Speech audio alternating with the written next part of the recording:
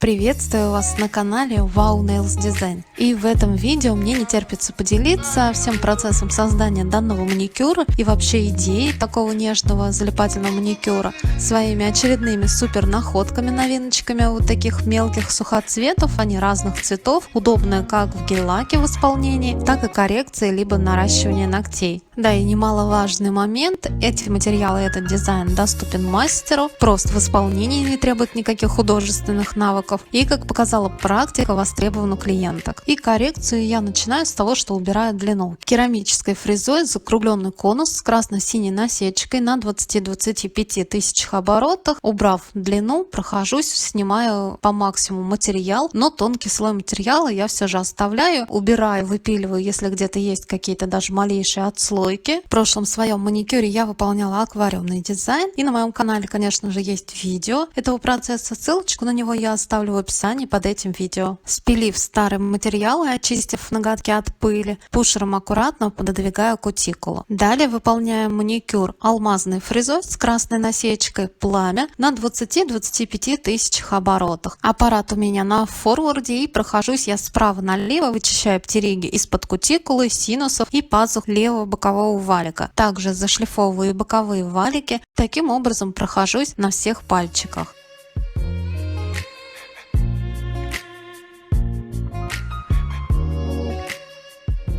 Затем аппарат переключаю на реверс и повторяю все те же самые движения, только уже не в левую сторону, а в правую, то есть слева направо, тем самым вычищая с правой стороны и зашлифовывая правые боковые валики. Очищаю пальчики, ноготки от пыли. Себя я, конечно же, немножко пропилила, так как боковые валики на самой себе неудобно отогнуть хорошо, как на клиенте. И маникюрными кусачками для кутикулы отрезаю, убираю кутикулу, стараюсь это сделать одним ровным рулончиком, но где не получается, естественно, дорабатываю. Маникюр в принципе готов. Хорошо обезжириваю ноготки, подлазя во все пазухи, вытираю пыль. Пушером еще раз пододвигаю кутикулу и каждый ноготок прохожусь бескислотным праймером, он же ультрабонд, своего рода двухсторонний скотч.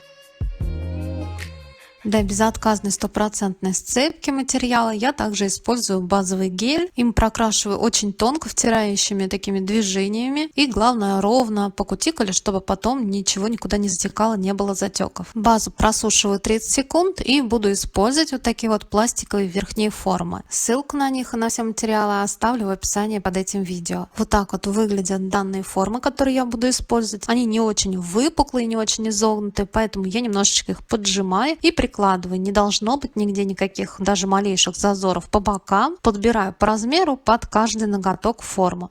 Я их поджимаю, так как у меня более арочные ногти и плюс еще остался материал на ногтях. Поэтому мне приходится их поджимать. Подбираю, меряю, смотрю, что с боков лежит, на боковых валиков и зазоров нет. Я попробовала шестерку на безымянной, так как он у меня все-таки уже, чем средний. Но здесь сбоку зазор 1,5 мм. Такая форма будет мала. На мизинчик у меня подошла 8, идеально ложится на боковые валики и нет нигде зазоров. И большой пальчик это 2.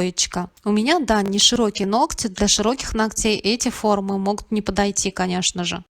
Подобрав форму на каждый пальчик, также поочередно прикладываю форму и маркером отмечаю, до какой длины мне необходимо будет выложить полигель. Использовать буду 2 цвета полигеля. Один у меня прозрачный с такими яркими блестками и второй полупрозрачный персиковый, я бы сказала нюдовый. В форму выдавливаю каплю размером с горошину полигеля и кистью, хорошо смоченной в спирте либо жидкости для работы с акригелем, как бы разглаживаю, слегка приминая этот полигель по форме. Я прошу прощения, на мою кисть не смотрите, у меня они топырятся прямо после первого прикосновения к акригелю почему-то. И я поняла, стала смачивать теперь в спирте, я поняла, что это все-таки от жидкости для акригеля. Итак, в итоге у нас в форме получается где-то по центру формы 1,5 мм толщина этого акригеля, толщина свободного края с пластиковую карту и на 3 мм к кутикуле совершенно на нет сходит этот акригель. Прикладываю к ноготку, додавливаю сначала до свободного края и затем уже додавливаю ближе ближе к кутикуле. Стараюсь, чтобы под кутикулу полигель не зашел. Лучше 1 мм не довести до кутикулы, чем потом пилить по коже. На примере полупрозрачного персикового, нюдового, я бы сказала, покажу. Точно так же выдавила каплю, распределяя ее до необходимой длины. 2-3 мм по краю формы вдавливаю акригель, чтобы он сходил там на нет. Этот край будет у нас к кутикуле. И переношу, прикладываю к ноготку, дожимая полигель по свободному краю и затем уже как бы додавливаю полигель к кутикуле.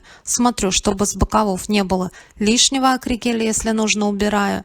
Также контролирую, чтобы не было воздуха, если нужно, дожимаю. Долго на ноготки не смотрю, иначе появится воздух между формой и полигелем. Просушив все ноготки 1 минуту, отщелкиваю, аккуратно снимаю формы. Самый такой приятный момент: снимаешь формы, а они все такие гладенькие, ровненькие, не считая вот этих, конечно, ступенечек. Да, у меня это полупрозрачный полигель. Из-под свободного края всю эту грязь я, конечно же, выпилю, они будут достаточно чище, но все же какие-то некоторые элементы прошлого дизайна просвечиваться будут. У меня на это и был расчет. Вы же можете взять непрозрачный полигель, и все отлично перекроется, и грязь из-под свободного края, конечно же, выпилится. Я вытерла липкий слой из-под свободного края. Вот такие вот бортики получаются. Где-то они практически минимальные, но я повторюсь, я еще не набила руку на этом, конечно, но уже результат очень даже достойный и достаточно быстр, прост в исполнении. Твердосплавной фрезой с красной насечкой. Ее параметры описания оставлю обязательно в описании под этим видео. Я подпиливаю вот эти ступеньки, бортики у кутикулы и у боковых валиков. Именно этой фрезой получается очень быстро, она достаточно деликатная, мягкая и в то же время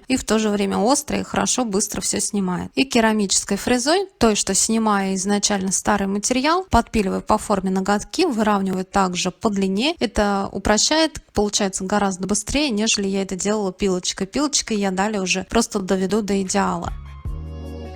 Керамической фрезой игла, оставлю ссылку в описании под этим видео. Выпиливаю из-под свободного края грязь, лишнюю толщину, старые натуральные ногти.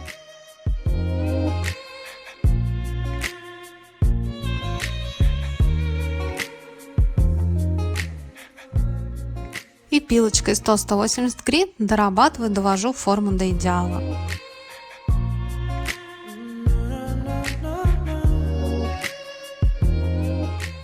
Итак, маникюр, опил формы готовы.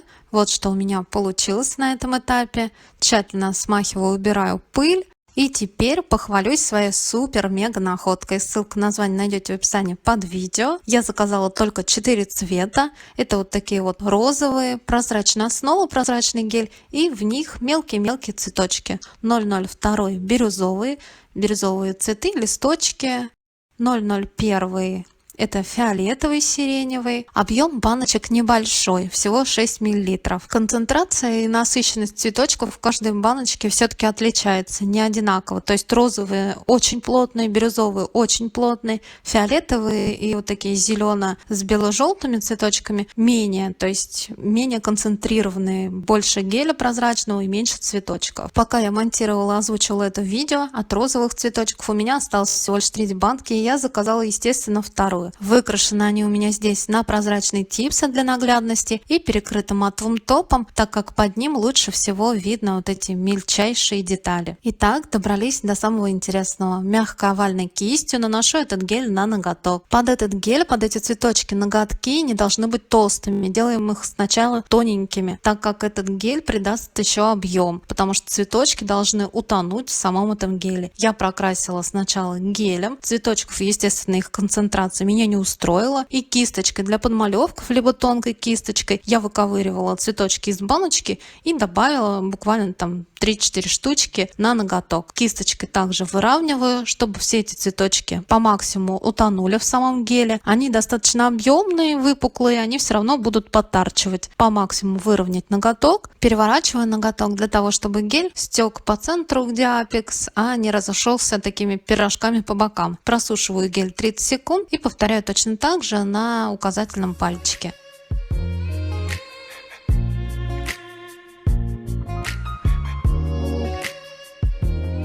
Просушила гель 30 секунд, снимаю липкий слой этого геля.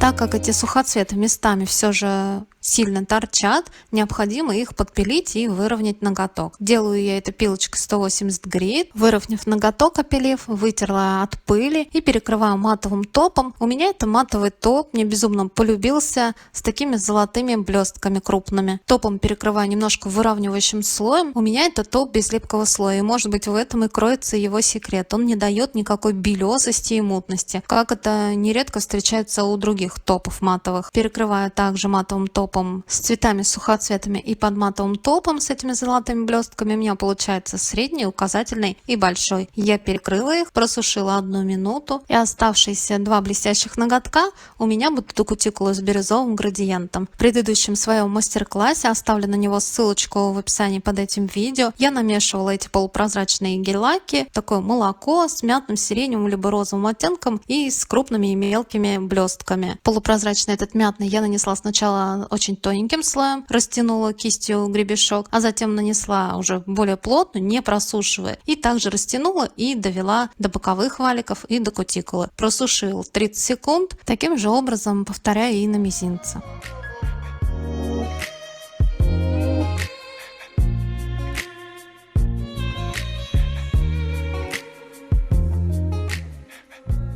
Просушив этот полупрозрачный полминуты, далее ставлю мятный йогуртовый гель-лак, пододвигаю кутикулу, тонкой кистью прорисовываю миллиметр вдоль кутикулы, чтобы никуда под кутикулу не затек этот гель-лак. Чуть ниже прокрашиваю еще где-то 1,5-2 мм слоем поплотнее и растягиваю также кистью гребешок для градиента. Растягиваю где-то на четверть ноготка. Если полупрозрачные мятные я растягивала на 2/3 ноготка, то это всего лишь на четверть. Досушила градиент окончательно 60 секунд.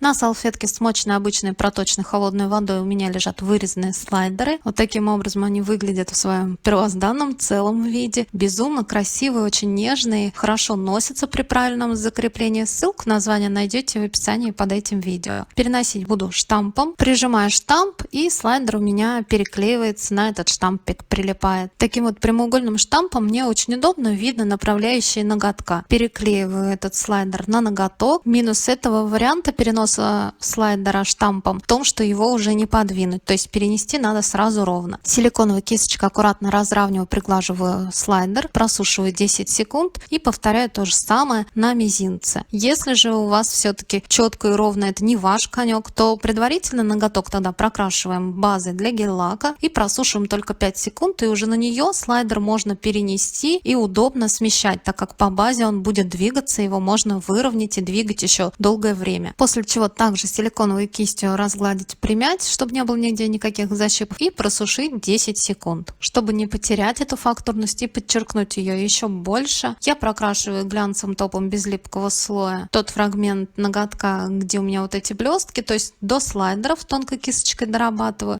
Промежуточно просушиваю только 30 секунд, а от кутикулы по боковым валикам до границы, до конца этих слайдеров сами цветы прокрашиваю матовым топом, тот, что у меня на указательном и среднем пальчике, с такими крупными золотыми блестками. Сначала наношу топ кистью из флакона плотным слоем, а затем вот такой плоской кистью снимаю излишки с выпуклых и рифленых мест слайдера, чтобы он не потерял свою фактурность. Промежуточно просушила я безымянные, те же самые манипуляции повторяю на мизинце и окончательно досушиваю матовый топ 60 секунд. На этом мой маникюр мог бы быть готов, но мне, как всегда, не хватает какой-то радости и какой-то изюминки. Поэтому я густым топом без липкого слоя наставляю по миллиметру такие капли, ставлю на них бирюзовые стразы